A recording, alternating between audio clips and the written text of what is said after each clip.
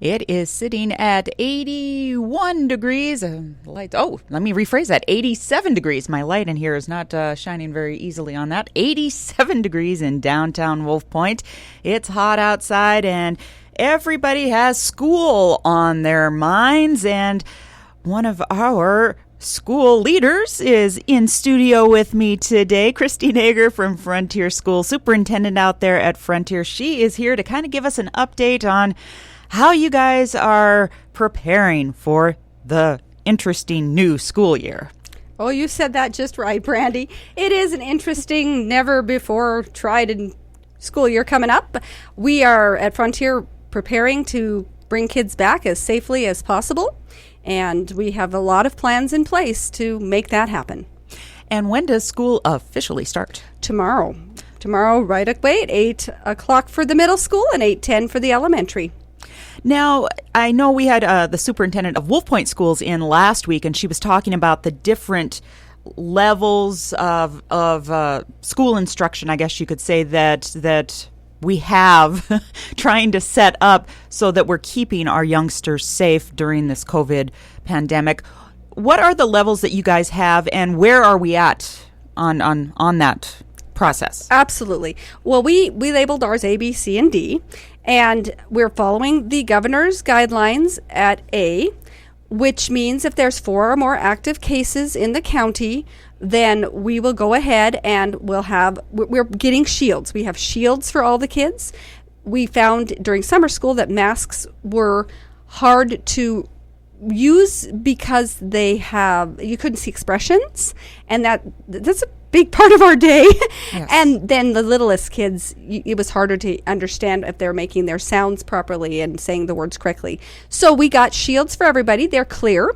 They have a headband at the top and they hold on your forehead and they go down past your chin. So they're doing the same thing. They're allowing safety. If there's a sneeze or coughing, it keeps those germs closer to the person emitting them and keeping us better, more safe. If there are less than 4 cases, we will not require those masks. Oh, okay, great. And the masks, when the children are seated in our social distancing 6 feet apart, they'll be able to take them off, those shields. But when we're in movement of any kind, they'll have to have them on. And like I said, follow the governor's orders. So that's our level A. If there gets to be 10 or more cases in the county, we're going to do a split schedule. And we're calling it orange and purple. Mm-hmm. And that schedule is basically aligned where the orange group, which are letters end of the names, if your last name begins with A to H, the H is an ish depending on your different classes, they're going to be at home. And that'll be for the week. So if we're looking at the governor's map every day, we look at the active cases, and so at 10 o'clock today, if it said there were 10 cases or 12 or whatever, we would go ahead and say starting tomorrow, we're going to have the orange stay at home, mm-hmm. those with ends of their names, their last names A to H, and those with the last names that are in the end of the alphabet will stay for the rest of this week. And then for the whole entire next week, the plan is to flip that. So the kids who had the later in the alphabet names would be at home and our other children be in the school. And we do that until 10 o'clock. We see that it's less than 10. We would announce that tomorrow everyone can come back to school. Then there's level C, and this was something that we just felt very strongly about our board did. If there is a case of COVID in our school, a child or a staff member is confirmed to have had COVID. If they've been in the school in the last week, we're just going to close the entire school down until we have confirmed that person is no longer active and nobody else is active. Mm-hmm. That's probably a big difference in our plan compared to many. We really are just trying very hard to keep our kids safe. And then if there's just a whole pile in the community of COVID cases, the board will have an emergency meeting to decide if that's enough that we're just going to do distance learning. So distance learning would occur when we have the shutdown. Okay, great. Now, I know you mentioned the purple and orange schedule on the level B. And you said, half the kids would stay at home, or I should say A through H would stay at home. We tried to do half. Now, when the kids that are at home, would they be doing distance learning then? They would. The teachers are just going to be live. And what we're going to do, it's the only 2nd through 8th grade. Little people, that just is not effective. We tried some of that last year. So they'll have paper packets. But 2nd through 8th grade will be asked to be online at certain times. It won't be all day because they work independently. So just during teachers' direct instruction. And the younger they are, the less time there'll be because we'll probably just focus on math and English. Mm-hmm. But as they get older, it'll be much like we did the distance learning last year in the middle school. It would be the first 20, 30 minutes of class, and then the second half you're working, and then you come back the next 30 minutes of class and watch. And the kids would get the schedule, and they would know what time. And that's why it would be very helpful that we have a few days of school before we have to go into this transition. Yes. And I'm hoping cross our fingers. Yeah, I hope we don't even have to go into it at all, but we might. Yeah, you guys have to be prepared, and we were talking before we went on the air. You've got to have these plans, and it's never perfect. Right. This year we may have to adjust things when they don't work, or if we find a better way. And probably the best thing to do is just to stay in communication with the school if you're a parent or guardian. I'm sure people could touch base with you guys on a daily basis. You'll be available, Facebook, all over the place. You stay in touch with us very well too, and we get the information on the air as soon as we can in the morning. So communication is going to be a huge thing, I think, for all schools. And that's correct. We have a phone tree that's for our parents within the school, but we've traditionally used if we had an emergency early out because of weather. Mm-hmm. We have letters home via the mail. There's our Facebook and website. There's you guys in the newspaper. JOM Facebook has a group as well. And Janice Mrs. H, has been just phenomenal. She is our communication hub, and she's just great. A little overwhelmed at the moment, but so if we could make sure we try these other spots first, and then if we don't have the answers, give her a call or text. That's perfect. Now, what about the distance learning option? Okay, so we have some students who are and families are not comfortable sending their kids at this time, and we understand completely.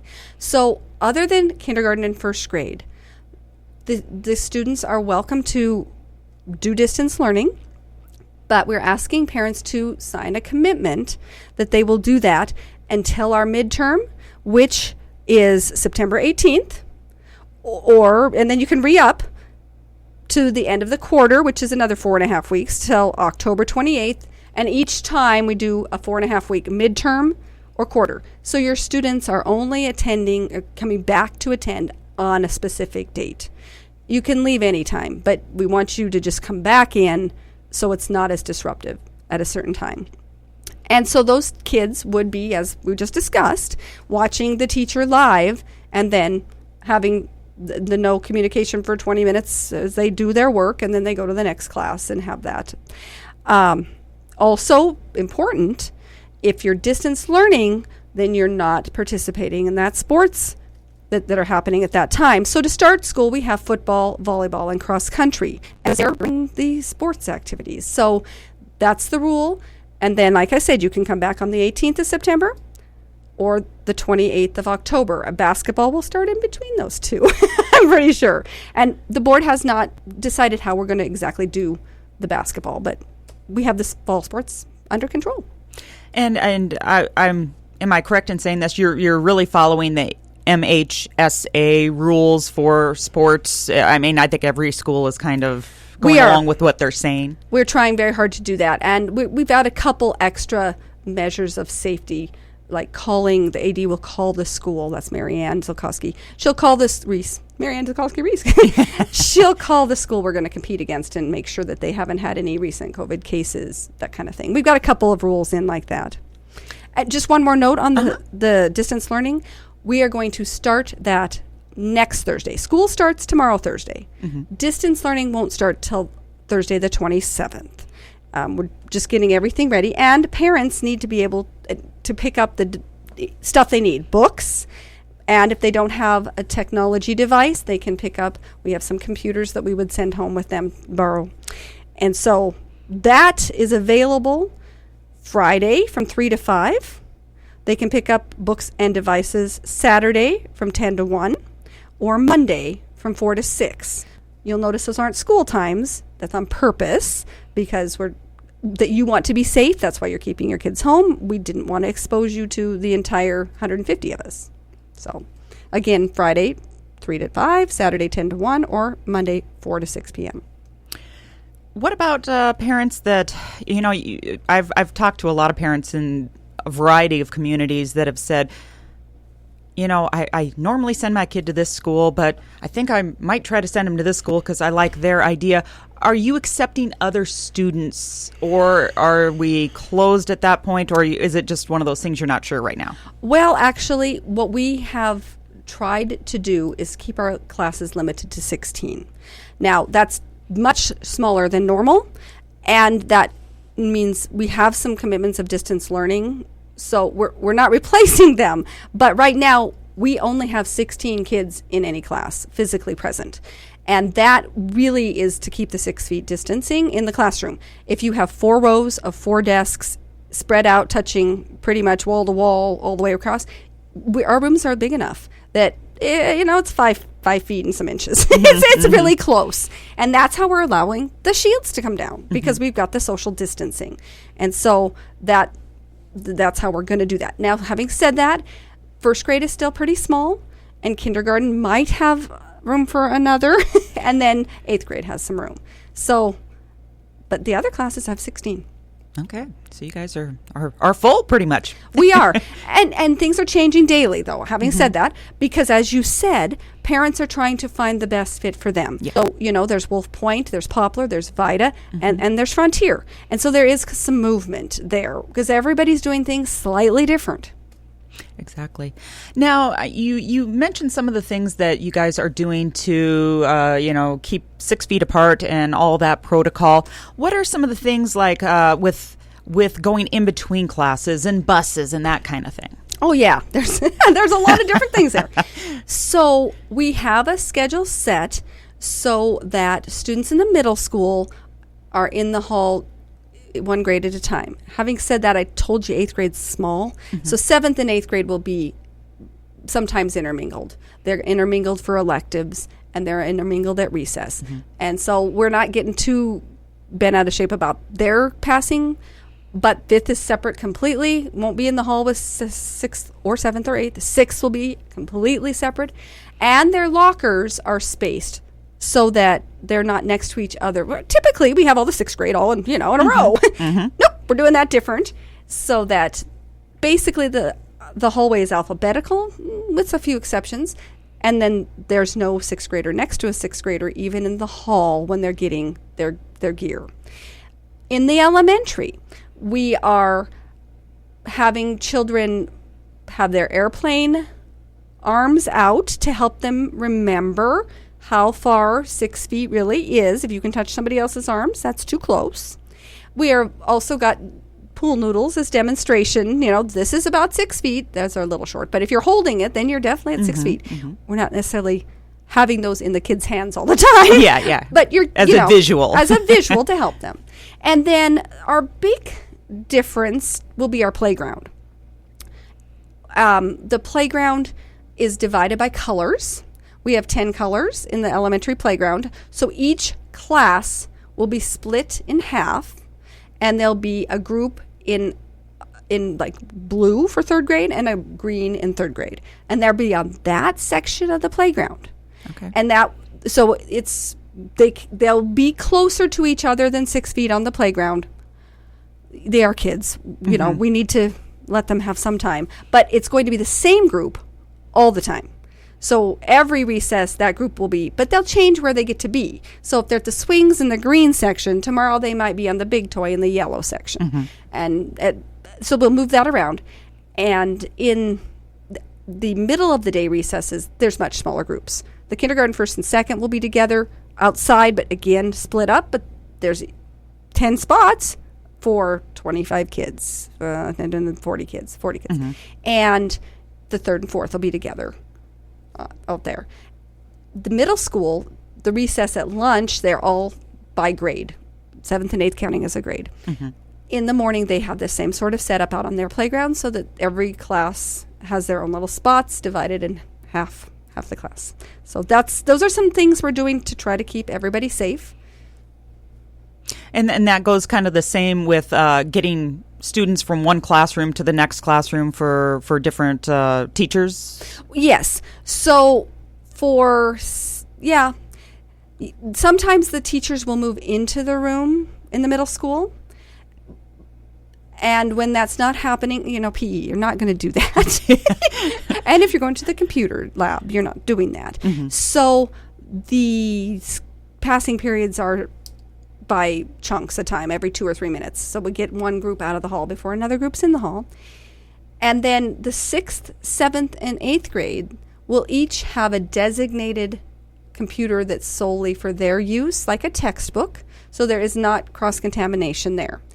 The 5th grade will use the middle school, the tech lab. And when they're done, we'll wipe things down. But most of the elementary have a portable lab. They don't use much. So, and again, we'll wipe things down. So we've tried to kind of segregate even the technology. What about buses? Okay, so we're not running a bus to town. We usually do that after school, and it just can't happen because we can't keep the distance. Even if we added another bus, it didn't matter. We couldn't keep the distance. So we're asking the parents pick their kids up, and I'll come back to that.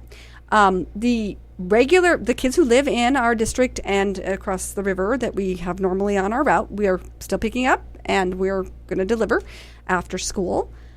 We're having them sit on the bus by getting the order they get on and off. So the first kid on in the morning is going to go clear to the back, have their own seat or their seat with their family because, they already see each other. Yeah. And then the next kid gets on and will be in another seat. And there's about 13 kids on the bus that way. And, so that we can do that. And that's how we'll load when we finish school as well. We'll put the longest in the back so they don't have to walk by each other. The bus drivers will disinfect in between the morning and the night routes. And we also have a UV light that will probably run. That's the plan. Good. To kill everything else. The kids will have their shields on through till they leave the bus in the evening. And the shields are on the bus. So when they walk on, they'll put the shield on. When they arrive at school, they're going to walk to the front, and the HPDP nurses will be checking their temperature. Nobody with 100 or more temperature is allowed in to go home, get better.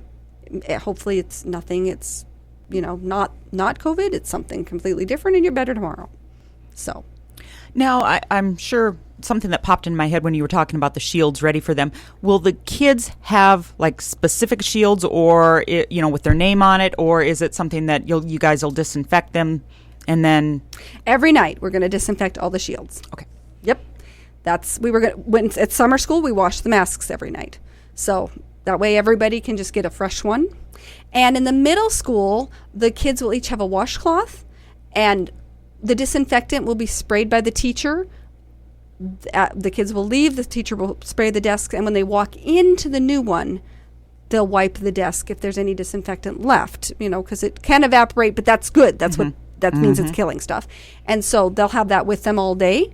That's what they'll do for the computers. They'll spray the cloth and wipe the computer down if they need to, and any equipment, like playground equipment, will be sprayed with the disinfectant at the end of recess, and we'll air dry outside until it gets cold, and we'll think about that another day. Yep. Then you'll deal with that then. Now, Christine, what about breakfast and lunch? How are you guys proceeding with those? So in our K4 kids, they already just had the snacks, we call them snacks, in their room. And that works because they're picked up early, and then whenever the teacher's ready, they have their milk, their cheese stick, that stuff. Their fruit. Now, in the middle school, that's going to look different. The lunch, the cooks, there's the word, Mr. Kyle Warrior and head cook Micah Herman will deliver the snacks at about 10 o'clock, right at the end of one of the periods, and the kids will wash their hands before they eat them. And then it'll be time to move on. So those are going to be delivered. The lunch we have set up so that the larger classes will eat just a single class in the cafeteria. So in K1, 2, second grade's the largest class, they'll eat in the cafeteria. That will look fairly normal. The kindergarten and first will eat in their classrooms, and the trays will be delivered. We have purchased new trays that have lids. We're going to put them in a heated device to transport them. And this is new. We'll see how that works. And hopefully we'll have like a busboy station cart that they put their dirty dishes on and at the end of their lunch. So that's how that's going to work. All right. I'm just kind of looking through my notes here on, wow, we've covered quite a bit, haven't we? We have. Is there anything else that I am missing? You mentioned the playgrounds, the classrooms.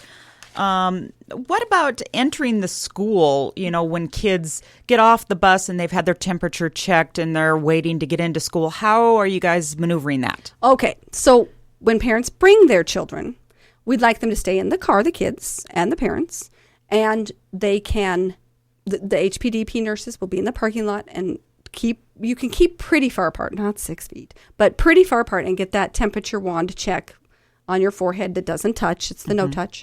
And then when the kid is clearly not having a fever, they can get out of the car. If they're middle school, they'll just hop to the front of the building outside, and there's the basket of masks. It's a white basket. It's clean. White is clean. And so they'll put their mask on and they'll go out to their recess. If they're an elementary kid, they'll walk into the building and pick up their shield at the front where there's a table of them, walk through like we usually do, drop off their coat, and then walk out to the playground. So, and the first day of school, we have a lot of paraprofessionals outside helping direct kids because this is new. They've got to just go where they want it, and now we're going to assign them a spot, and it won't be the same spot all the time. So, yes. So that's different. Now, to pick up kids, because that's a whole pile of people, we brought 60 or 70 kids to town every day. So if you only have an elementary child, then we're going to allow pickup in the back loop by the elementary playground. We want the cars to line up behind the bus and just head down the road toward the Sansefers. Park down there, please. And it'll be a line, but you'll get your student. So when the buses move to the middle school, then the first car will pull up to the gate where the students leave to get on the bus, and that child will get in that car, and then that parent can leave, and we'll just leave them that way. Now, if you have an elementary child and a middle school kid, we'd really like you to go to the front. We'll have those guys up. We'll bring the elementary then up front, and they will be there. And when the middle school's dismissed, the middle school child will walk with the little person, because there's cars, okay? They're cars. And we'd only like about 2 cars really getting kids in and out at a time right there on our sidewalk. We've got kind of the little hallway, and then we've got in front that's outside on the flower bed. So if we could do 2 cars at a time loading there, that would be fantastic. If you are a parent and you were taking a break to come pick your kid up, and it's at 3 o'clock or after, just come to the door, push the intercom button, and we will ask which child you're there to get, and we'll get them out to you, because we know that that's inconvenient, and there's also going to be a pile of people all at once, and splitting them in half, hopefully, and then doing this will help. So anytime after 3, you can pick your child up, and school is out at 3:30. We will have after-school program, and we will keep kids pretty spaced during that as well, which is tutoring and helping with homework and that kind of stuff. And having said that, middle school has What I Need, that last half hour of the day. So it's not any time is a good time to miss school, but we've purposely put that there so that if you need to take your child, it's the helping session. you can help them at home if that's what you need to do to get them. Because, we're asking you to be inconvenienced, and we're doing our best to try to make that work. Yes. It's just a tough situation all the way around for parents, educators, everybody. Now, Christine, let's say I have a child and I bring them to school and they have their temperature checked, and let's say my child would have a 100-degree temperature, and you're like, no, she's got to go home. What happens, if I'd already left? That's why we're having you stay in your car. Oh, okay. So you're okay. Yep. Now, that will still possibly occur during the day. If you remember last year in February, Frontier was closed for 4 days 1 week. We were sick. Mm-hmm. If you ask me, I think we probably had COVID, but I can't, I'm not a medical professional. It's just, we were too sick and it was just weird. And so what we did then is checked kids in the day and then had them go home. So we have a procedure in place, and we have HPDP nurses. So if someone is sick, we'll take their temperature. If it's high or there's other whatever sickness, people get sick besides COVID. Yeah, sinus infection, whatever. Yeah. Right. So we'll call the parents and ask them to come get them. And then we're going to have them in a sick bay area out in the wood shop. It's heated, and it's just a separate building outside to help. We'll have some adult with them and try to keep them 6 feet apart. We have the sick bed out there. That's the plan. We've never tried this before, so it may adjust, but that's how we're planning to do that until the parents get there in the next 15, 20 minutes, and then we'll disinfect everything, probably run the UV light and get everything, and hopefully not have another child sick that day, but we'll be ready. We'll try to be ready. So we have our elective shop class out there, and so it's a nice, it's a classroom. Mm-hmm. It's not just outside. It's not just a building, yeah. Yeah, go outside. Enjoy those lawnmowers. No. This seems like it's a lot of extra work for staff and all of you guys. How are you handling, knowing that, we got to clean things, we got to do this, and, we're trying to teach and we're trying to keep kids happy and parents happy and everything else. How are you handling it? It's tough. We're trying to think of everything we can. The board is very involved. The teachers are coming up with great suggestions. We're trying to just streamline what we can and still teach. We saw the last quarter of school that teaching online is just not as effective, and we know that. So everybody's really trying their best to make this work and come up with great ideas. And so as far as that goes, the cleaning is also much more strenuous. We're having our staff sanitize at every opportunity, basically when students are out of the room, all the touch surfaces, the sinks, the door handles, that type of stuff. And then a thorough cleaning at the end of the day that completes with a UV light. So that's an hour of disinfect. It says it kills lots of stuff, and you don't want people in there when you're doing it. So, so that will be just like the most defensive we can be on that end. And the same with the bathrooms, multiple times every day, cleaning, and that will be on our custodial staff. So they're really getting the brunt of that. The teachers are going to do some more to help. Well, we have lunch in the classrooms. We're going to make sure we get the lunch garbage outside the classroom as soon as we can, and that kind of thing. But I don't know. We'll find out if we need to do more as we get there, as far as with staff and keeping kids safe and still being able to teach. Now, I know a lot of people in our community, a lot of people are volunteers. And is that something that you guys could use some help, or is it one of those things that with this situation the way it is, you can't have people come in and volunteer to help with certain things? You got that right. We really are trying to not have visitors in the school. And that's why we have an intercom now on the front door. It's how come we are having a paraprofessional per grade, so that if someone is sick, the staff member, they're kind of doubled up. So they're covered. We don't have to have a sub that way. The para has been in the room all the time with that teacher and knows how that works. or in the middle school, they're with the class. So they move with the 5th grade through each place. So they would just be the teacher for whoever's gone. And if the para is not there, the teacher's just, going to have to survive that day without. We have recesses doubled up so that there's more than a para outside each time. And that way, if one is gone, in fact, once we even have 3 paras, one set of recesses. So that way, we're hoping to alleviate visitors in the school as much as possible. I can't, we've tried to think of other things when people need to come in. Sports physicals, no, we're leaving a box outside. That kind of thing. We're just doing what we can to keep just the Frontier community in the building as often as possible. Anything else, Christine, that we haven't touched on that you want to get out to parents and guardians, kids themselves? I know I've got a list, and Christine's got about 6 lists. We're trying to cover everything that people would need to know and want to know and need reassurance about. Well, the only other thing I have here on my list is the wind time, what I need. It's been really effective, and we didn't want to see it go away. And so that's another thing we've used that paraprofessional in the room for.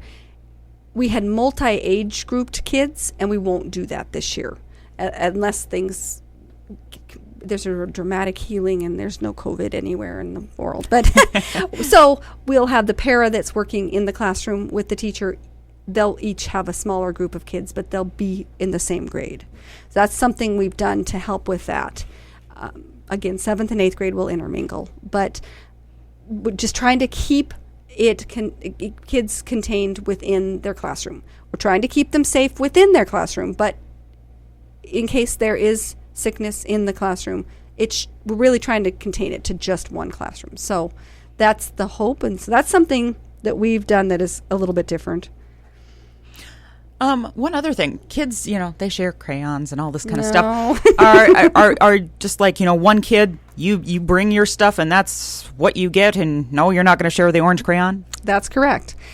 We have some supplies for kids who don't have, it's hard to get everything, just even on the list. You just forget things and such.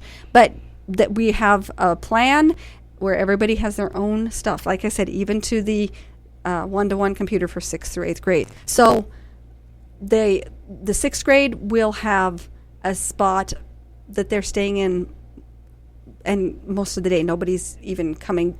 They're leaving, but nobody comes in there and uses that, so they can house their stuff there. 5th grade, very similar situation. And then, of course, your K4s are like that all the time.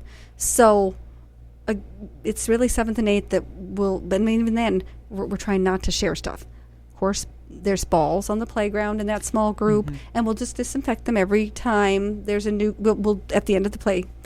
But most likely those kids will touch the ball. We want kids to be kids. Yes. So you've got to draw a line somewhere, but we're trying in as many ways as possible. And on that end, we would like everyone to bring their own water bottle, because we got fill stations on our drinking fountains so they can fill them safely without having any germs change hands. And if we provide the water bottle, they all look the same. And that's not working either. So especially the next couple of days when it's 100 degrees, as you forecasted, we really would encourage parents to send a water bottle. Label it. That's great. But everybody's will look different. And so that will help a ton. And then we can keep them refreshed. All right, Christine, anything else that we have not touched on that you think it's important to get out there?